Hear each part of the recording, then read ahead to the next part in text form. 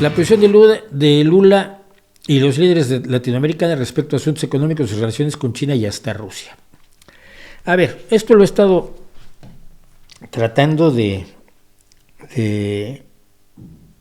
ver fríamente y sin por otro lado, mi posición, que es: al elegir entre dos imperialismos no elijo ninguno, y al elegir entre dos amos, pues prefiero no elegir ninguno, ¿no? O prefiero elegir al que va a hacer lo que la gente le dice, al que va a mandar obedeciendo, y no al que va a mandar según su capricho. Entonces, no, pero esa es mi posición personal. Y he estado, por tanto, últimamente tratando de entender la posición de Lula, sobre todo porque considero que Lula es un personaje inteligente, es un personaje razonable, es un hombre que no está tocado por los excesos ideológicos de este neomarxismo recauchutado por Gramsci y traducido al español por Ernesto Laclau, que se encuentra hoy verdaderamente haciendo horrores en Venezuela o en Nicaragua, o que pasó con botas de hierro sobre Bolivia, sobre Perú, esto que llaman el socialismo del siglo XXI, que yo no le veo, lo veo como el comunismo del siglo XIX, pero con traje nuevo, ¿no? Pero el traje nuevo no lo cambia. Lula ha sido otra cosa. Lula durante dos periodos presidenciales hizo una serie de acciones claramente socialdemócratas. En vez de ir a escupirle la cara a los empresarios, les dijo algo que me parece muy razonable. ¿Tú quieres seguir ganando dinero? Sí, pues es lo que yo hago, yo a eso me dedico a ganar dinero. Vale, pues vas a ganar dinero, pero con estas reglas. Y además vas a aportar para la pobreza. Si acabamos con los pobres te conviene, y si no te estás enterado que te conviene, yo te digo luego que te conviene. Pero vamos a darte oportunidad de invertir, pero vamos a pedirte que aportes. Y vamos a exigirte que cumplas ciertas leyes, y si no las cumples, entonces te cierro el establecimiento, porque la ley es la ley. Lula fue exitoso en dos administraciones, se rodeó de corruptos y quizás no lo quiso ver y ese fue su error, pero ha sido totalmente desvinculado de los delitos que se le imputaron y que lo llevaron a la cárcel. Es decir, no ha habido proceso alguno que lo declare culpable de absolutamente nada. Y vuelve a ser electo por los mismos brasileños, es decir, a menos que partes de la base que los brasileños son tontos, sus dos periodos presidenciales anteriores fueron buenos. Bien, sobre esa idea, ¿qué le pasa a Lula ahora con Rusia y con China? Yo creo que tiene una lógica de jefe de Estado y de razón de Estado, que es, o igual estoy siendo demasiado bueno con Lula, que es la siguiente. Brasil sufrió mucho, como muchos países latinoamericanos, si no es que todos los países latinoamericanos, con la hegemonía de Estados Unidos y con el trabajo y la labor de los Estados Unidos durante la Guerra Fría, sosteniendo a dictadores feroces, asesinos, torturadores, genocidas, miserables, despreciables. Y tanto a Lula como a mucha izquierda latinoamericana se le olvida que el otro lado de la moneda fueron las guerrillas pagadas, financiadas, promovidas, armadas por Rusia y por China. Entonces siempre se tendió a ver a Rusia y China como los buenos de la película, y no lo eran, estaban peleando la Guerra Fría también. Sobre todo Rusia peleaba la Guerra Fría y China buscaba sacar raja con las guerrillas que a su vez financió, como las mexicanas, las que apoyó, como las mexicanas, que ya lo he contado. Los mexicanos nunca se entrenaron en Cuba como los guerrilleros argentinos que yo he conocido. Los mexicanos tenían que irse a entrenar a Pyongyang, a Corea del Norte, promovidos por China, porque Rusia no se atrevía, la Unión Soviética no tenía ningún interés en fomentar los levantamientos populares en México, porque al identificarse como la instigadora de esos movimientos populares, iba a perder su puerta de entrada a los Estados Unidos. Los espías soviéticos entraban y salían por la frontera de México como Juan por su casa. Yo todavía conocí un espía cubano que se metió a Estados Unidos como bracero, como inmigrante ilegal.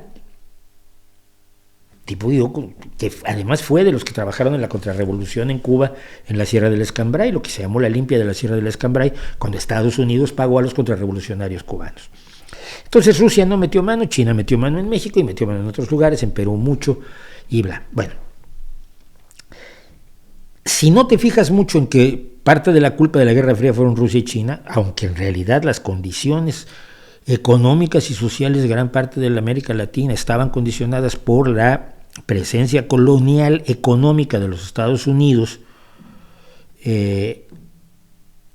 y por la conveniencia de las oligarquías locales a las que todo el mundo acaba perdonando, que apoyaban esa intervención de los Estados Unidos, porque no fueron soldados estadounidenses los que dieron el golpe en Argentina, ni los que dieron el golpe en Chile, ni los que dieron el golpe en Uruguay, ni los que dieron los golpes en toda América Latina, sino que aunque ellos lo apoyaban y lo financiaban, pues eran soldados locales y empresarios y ricos locales los que decían, mira tú qué bien. Bueno, con todo ese sustrato que he tratado de abocetar en dos trazos, Lula dice, apoyarme en China significa no depender demasiado de Estados Unidos y creo que no me conviene Estados Unidos. China me recibe bien, hace negocios conmigo, me da condiciones ventajosas y por lo tanto me conviene mantenerme en un espacio más equilibrado y crear, como lo hizo Lula en sus dos primeras administraciones, lazos económicos estrechos con China y apoyar o por lo menos no enfrentarme directamente con Rusia, porque así disminuyo la presencia de Estados Unidos en la Europa Oriental. Puede ser un razonamiento. ¿Cuál es el problema y el error que yo le veo a ese razonamiento?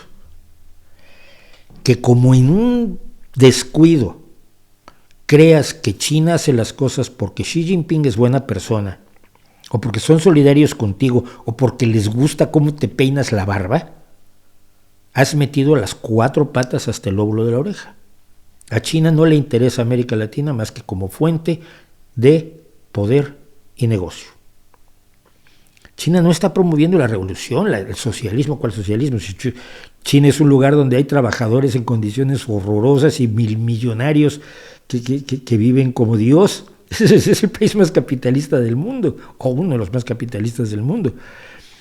Pero un capitalismo controlado por un partido que se llama comunista, como podría llamarse partido del fútbol, formado por una élite que no va a soltar el poder jamás y que tiene relaciones con la democracia absolutamente inexistentes.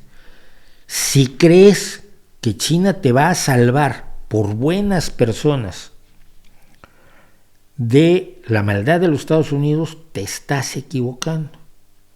Pero mira, todavía Estados Unidos tiene la posibilidad de corregir, de pedir perdón, porque tienen procesos democráticos por los cuales puedes pasar de Obama a Trump y a Biden, y son gobiernos distintos. China es una autocracia de un señor que además se ha garantizado la presidencia de por vida, y no es ningún anciano, Xi Jinping, y tiene un interés de una hegemonía económica muy parecida al que tenían los Estados Unidos cuando estaban gobernados por gente bastante más bestia. Entonces creo que ese es el peligro, la idea de tengo un casero malvado y me voy a aliar a los gángsters para putear al casero malvado, porque los gángsters son mis amigos. No, mira, los gángsters son enemigos de tu casero malvado y de ti, y de tu familia, y de tu mamá, y de tu perro, y de tu gatito. Y si no se entiende así a China y a Rusia en este momento, se puede cometer un error muy, muy grave. Entonces, ese sueño de deshacerse de una dependencia determinada, que ya no tiene Brasil, mantener una relación más estrecha con China, que es mayor socio comercial de Brasil que Estados Unidos en este momento, si se hace con inteligencia y sabiendo que estos te van a morder en cuanto les des la espalda, puede tener cierta razón, pero sigue siendo inmoral. ¿Ok? Sigue siendo inmoral, pero puede tener una razón de Estado. Por lo menos así es como he tratado de imaginarme el asunto desde el punto de vista de Lula, que es un tipo al que yo sigo respetando pese a esto.